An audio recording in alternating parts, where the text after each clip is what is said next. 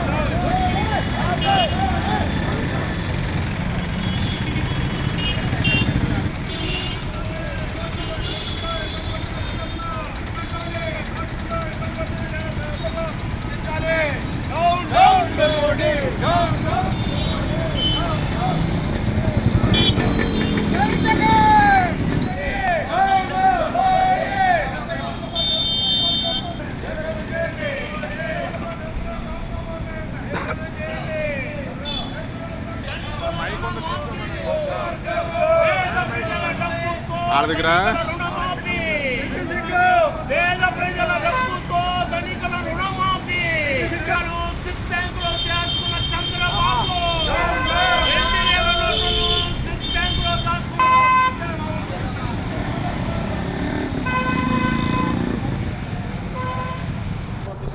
మోడీ గారు ఆయన 2014 ఎలక్షన్లోని నల్లధనాన్ని వెలికితీస్తానని చెప్పారు.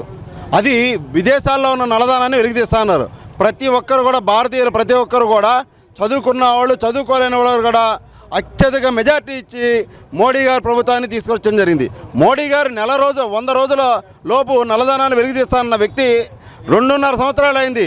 విదేశాల్లో ఉన్న నల్లధనం అయితే రూపాయి వచ్చినట్టు కనబట్టలేదు. కానీ మన ఇండియాలో ఉన్న ప్రజల్ని అట్టడుగున స్థాయిన రైతు, శ్రామిక వర్గాల, కర్షకుల అందరినీ ఈ నోట్లు, పెద్ద నోట్లు రద్దు చేయడంతో చాలా ఇబ్బందులు పడుతున్నారు.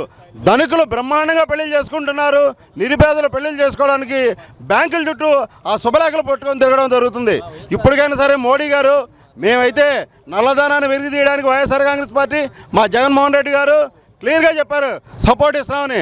అలాగే మా ఆళ్ళ నాని గారు, జిల్లా అధ్యక్షుడు కూడా క్లియర్గా చెప్పారు, నల్లధనాన్ని వెలికి తీయడానికి పూర్తి మద్దతని.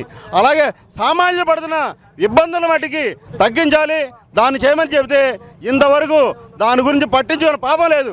మొన్నటి వరకు 2000 రూపాయలు బ్యాంకులో డ్రా చేసుకోవడానికి, మార్చుకోవడానికి ఇచ్చేవారు. ఇప్పుడు అది కూడా లేకుండా చేసి ఇప్పుడు అంతా ఏమున్నా సరే డబ్బులు బ్యాంకులో వేసుకోండి, ఏటీఎంలో డ్రా చేసుకోండి అంటున్నారు. అసలు ఏటీఎంలో అయితే డబ్బులే లేవు. ఇది చాలా దారుణమైన చర్య. వైఎస్ఆర్ కాంగ్రెస్ పార్టీ పూర్తిగా ఈ యొక్క కార్యక్రమం నిరసన తెలియజేస్తుంది. ఈరోజు మనం గమనించుకున్నట్లయితే ఎంతోమంది పేద ప్రజలు ప్రాణాలు పోగొట్టుకునే పరిస్థితి వాళ్ళు కనపడుతుంది. మేము నల్లధనాన్ని వెలికి తీయడానికి కార్యక్రమానికి మేము పూర్తిగా వైఎస్ఆర్ పార్టీ స్వాగతిస్తుంది. కానీ అది ఒక క్రమ పద్ధతిలో జరగట్లేదు.